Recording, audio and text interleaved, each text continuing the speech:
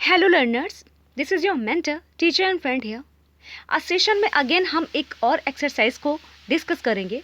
अब ये एक्सरसाइज ना मिसलेनियस होने वाली है। ओके, तो फर्स्ट वाले को स्टार्ट करते हैं। Each of the following sentences contain only one error, rewrite the sentences in the correct form. वही एज यूजुअल एरर है और जहाँ एरर है उसको हमें रेक्टिफाई करना है। ठीक है, चलो फर्स्ट क्वेश्चन बोल रहा है he behaves as if he is the boss। ठीक है, देखो जब हम क्लास पढ़ते हैं या कहें हम कॉम्प्लेक्स सेंटेंस पढ़ते हैं तो वहाँ पे हमें एडवर्ब क्लासेस मिलती हैं। ठीक है, और एडवर्ब क्लासेस में हमें बहुत सारी काइंड्स भी मिलती हैं। काइंड्स में हमें कुछ हाइपोथेटिकल वाली कंडीशन की क्लास मिलती है या मैनर दिखाने वाली क्लास मिलती है, सपोजिशनल क्लास मिलती है। ठीक है, तो ये उन्हीं में से एक है। ही बिहेव्स, ऐसे बिहेव करता है, वो रियल नहीं है, बस एक सपोजिशनल क्लास है, हाइपोथेटिकल कंडीशन बता रहा है। वैसे बिहेव करता है जैसे कि वो मेरा बॉस हो। ठीक है, तो जब कोई चीज़ रियल नहीं होती है, बस एक परिकल्पना होती है, तो वहाँ पे हम ना इज का यूज़ नहीं करते हैं, हम वर का यूज़ करते हैं। ठीक है, इज का यूज़ हम नहीं करेंगे, चाहे हमारा सब्जेक्ट सिंगुलर हो चाहे प्लूरल हो। ठीक है, सपोजिशनल कंडीशनल में हाइपोथेटिकल कंडीशनल अगर होती है तो वहाँ पे हम वर का यूज़ करते हैं। ठीक है, और कभी कभी हैड का भी यूज़ करते हैं। फिलहाल इस सेंटेंस में वर का यूज़ है और वही आप करेक्ट करेंगे। नाउ नेक्स्ट, बी कह रहा है Hari as well as his father are coming. Hari, okay, देखो सेंटेंस में दो सब्जेक्ट है, एक हरी है और एक हिज फादर। ठीक है, तो जब ऐसे टाइप के यानी कि दो सब्जेक्ट हो, है ना, दो सब्जेक्ट हो और वो जुड़े हों आपस में, किसे जुड़े हों, एज वेल एज से जुड़े हों, headed by, guided by, rather than, और भी मैनी मोर कंजंक्शंस। ठीक है, तो कंबाइन करने वाले और भी चीज़ें होती हैं। तो अगर वो जब कंबाइन करती हैं ना, यानी जोड़ने का काम करती हैं, और वहाँ पे एज वेल एज हो, यानी दो सब्जेक्ट हो और वहाँ पे एज वेल एज कंजंक्शन हो, तो वहाँ पे ना हम क्या करते हैं, एज वेल एज हो तो जो हम प्रियोरिटी देते हैं ना इस फर्स्ट वाले सब्जेक्ट को, यानी हरी, तो वर्ब किसके अकॉर्डिंग लाएंगे, हरी के अकॉर्डिंग। हरी क्या है, सिंगुलर, तो हम आर का यूज़ नहीं करेंगे, इसका यूज़ कर देंगे। ठीक है, तो हमारी प्रॉब्लम कहाँ थी, आर पे थी, हमें करना है is. Okay, very simple. Third बोल रहा है he is a man. He is a man whom I know is trustworthy। Okay, देखो ये रूल आपको प्रोनाउन से मिल जाएगा। आपने पढ़ा हुआ है कि जहाँ पे हमको हु की नीड होती है या दैट की नीड होती है या होम की नीड होती है तो हम किसका यूज़ करते हैं। ठीक है, ऑब्जेक्टिव केस में कभी कभी हमारा रिलेटिव प्रोनाउन काम करता है, कभी कभी सब्जेक्टिव केस में। ठीक है, कहाँ किसकी ज़रूरत होती है आप ये आइडेंटिफाई करने के लिए आप प्रोनाउन को पढ़ सकते हैं। ठीक है, ओके, चलो फिलहाल सेंटेंस पे लौट आते हैं।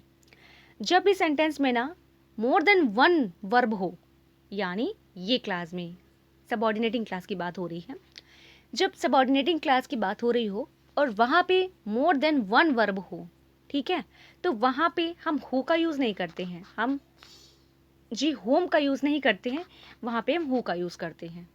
ठीक है, जैसे यहाँ पे होम लिखा है ना, तो ये होम कट करके हम कर देंगे हो। Okay, now very simple.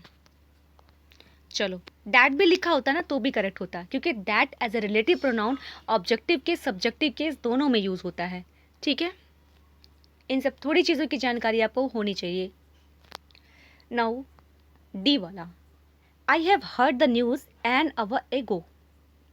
Okay, practice set में हमने आपको मैनी टाइम्स टेंस को रिकॉल कराया है और वहाँ पे हमने इतना पढ़ लिया है कि चीज़ें हमें लगभग अब सॉर्ट आउट हो जाने वाली हैं, है ना।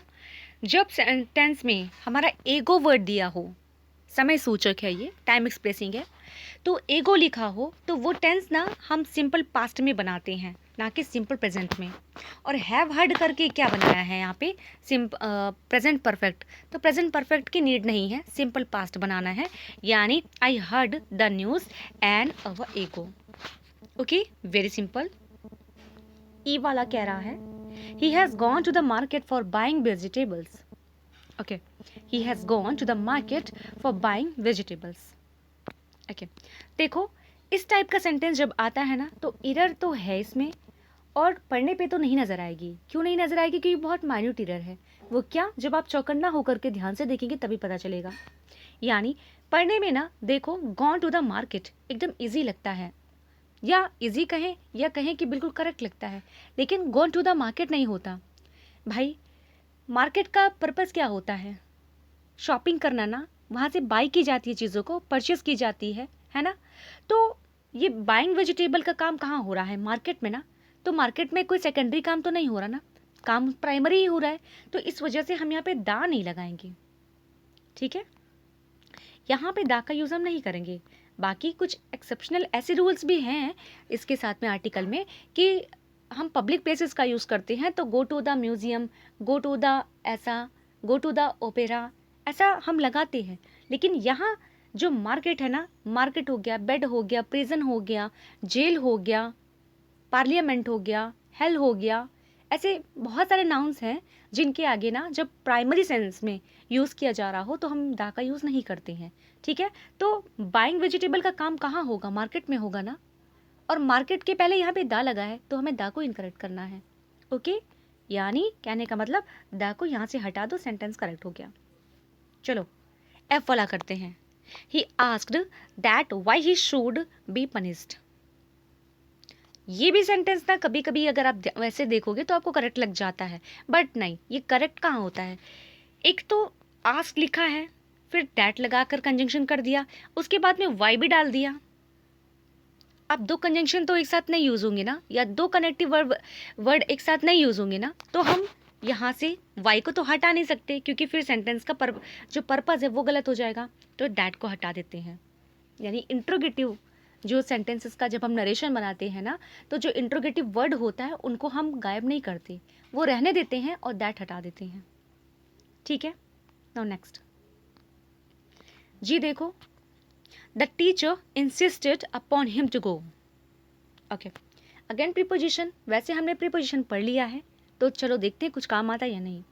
द टीचर इंसिस्टेड अपॉन, देखो वैसे इंसिस्ट के बाद ना ऑन का भी यूज़ होता है, अपॉन का भी यूज़ होता है, लेकिन मैं कहूँगी अगर ऑन लिखा है तो आप ऑन को प्रायोरिटी दें, ऑन नहीं है तो ऑन का काम अपॉन भी करता है, ठीक है। लेकिन अपॉन में मोशन होता है फिलहाल, अकॉर्डिंग टू सेंस। हम यहाँ पे अपॉन को नहीं इनकरेक्ट करते क्योंकि फिर 3 से 4 मिस्टेक हो जाएगी, है ना। और इसमें मिस्टेक बताना क्या चाह रहा है एग्जामिनर?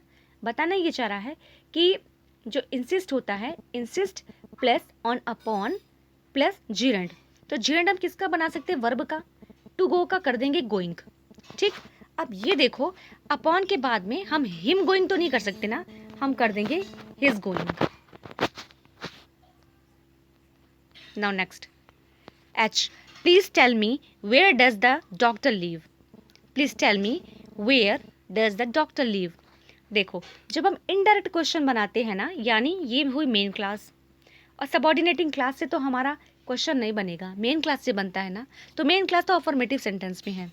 अब जो सबऑर्डिनेटिंग क्लास का जो इनडायरेक्ट क्वेश्चन बना रहा है, तो अब यहाँ पे होना चाहिए वेयर द डॉक्टर लीव्स, ना कि where does the doctor leave. Okay, very simple. No I वाला, he suggested me that I go home early. देखो सजेस्टेड के बाद में टू लगता है अगर ऑब्जेक्ट है तो हाँ ऑब्वियसली ऑब्जेक्ट तो है ही है मी।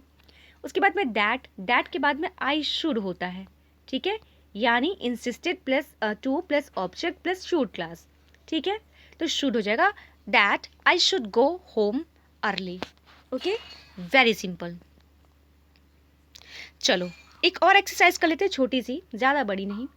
ही never has and never will take such strong measures. आप देखो इसमें भी इरर ही बतानी है, मैंने पढ़ा नहीं इंस्ट्रक्शन को, बाकी इरर वाले सारे ही है। ही never has, he has never होता है। एक मिनट रुक जाइए। Okay, sorry for disturbing.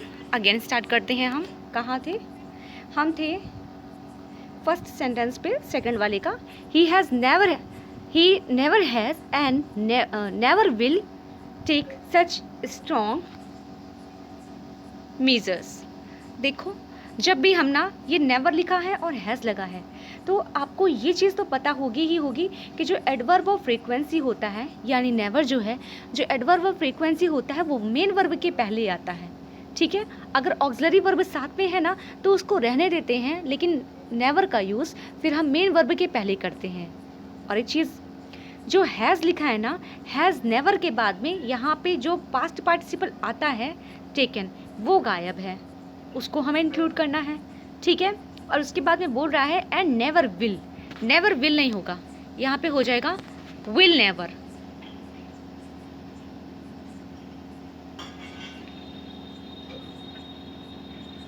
जी ठीक है, और उसके बाद टेक लिखा है तो एकदम सही है। सच स्ट्रॉन्ग मीजर्स बिल्कुल करेक्ट है। नाउ नेक्स्ट बी बोल रहा है the sceneries here are not good. देखो आपने नाउन पढ़ा होगा तो आपको ये पता होगा कि सीनरीज का यानी सीनरी का सीनरीज नहीं होता है, सीनरी का सीनरी ही होता है, क्योंकि सीनरी अनकाउंटेबल नाउन है। ओके, और जो सीन वर्ड होता है ना, सीन, उसको हम काउंटेबल बना सकते हैं, मतलब काउंटेबल होता है प्लूरल बना सकते हैं। ओके, तो यहाँ पे सीनरी का सीनरीज लिखा था ना तो हम कर देंगे द सीनरी हेयर। अब चूंकि सीनरी अनकाउंटेबल नाउन है तो हम बोलेंगे scenery is not good. Okay, very easy. Now next each of these boys play games। each of these boy, देखो जब each का यूज़ हम करते हैं ना डिस्ट्रीब्यूटिव एडजेक्टिव के तौर पे, या फिलहाल तो यहाँ एडजेक्टिव नहीं है, प्रोनाउन है। ठीक है, each का यूज़ हम जब करते हैं ना, ऑफ का स्ट्रक्चर हो, प्लूरल लिखा हो, जी प्लूरल डेमोन्स्ट्रेटिव एडजेक्टिव हो, उसके बाद में जो नाउन हो वो प्लूरल हो, और उसके बाद में जो वर्ब आएगी ना वो इच के अकॉर्डिंग आएगी, इसके अकॉर्डिंग ये। ठीक है, और इच क्या करेगा, सब में से, इन सभी लड़कों में से एक लड़का ना, यानी प्रत्येक के लड़का ना, हर एक लड़का, तो हो जाएगा प्लेज। ठीक है, ऐसे स्ट्रक्चर होता है, ये आपने पढ़ा होगा। चलो एक लास्ट देख लेते हैं हम। Raipur is hot then Shimla. देखो जब आपने एडजेक्टिव पढ़ा होगा ना तो एडजेक्टिव में आपने ये देखा होगा कि जब हम देन वाली डिग्री को चेंज करते हैं, यानी कॉम्परेटिव डिग्री को चेंज करते हैं ना, तो वहाँ पे हम हॉट नहीं हॉटर करते हैं। ठीक है, hotter then Shimla. Okay, know very easy. बस इतना ही था। आई होप ये सारे क्वेश्चंस आपको आ ही रहे होंगे, बस मैंने आपको रिकॉल करवाए हैं। ठीक है, तो मेरे साथ आप बने रहिएगा, हम पर डे कोई ना कोई प्रैक्टिस सेट लेकर के ज़रूर आएंगे, चाहे वो लिटरेचर के हो, चाहे वो कैप का हो, चाहे ग्रामर का हो। ठीक है, ग्रामर का ज़्यादातर मैं इसलिए ले आती हूँ क्योंकि बहुत सारी बुक्स हैं, बहुत सारी एक्सरसाइज है जिनको हमें डेली थोड़ा थोड़ा करके भी फिनिश करेंगे ना तो शायद ही वो फिनिश हो पाएँ। ओके, और हमें प्रैक्टिस ही करनी है। तो ठीक है, आपका मैं ये मान करके चल रही हूँ कि आपका प्रिपेयर है, बस आपको चीज़ें जो भूल रही हैं वो रिकॉल करनी है एक्सरसाइज के ज़रिए। ओके, चलो, तो आपका कोई सजेशन हो मुझे देना हो, आपका कोई पॉइंट ऑफ व्यू हो जो मेरे से डिफ़र हो, मुझे ज़रूर बताएं। Okay, thank you so much, take care, good night.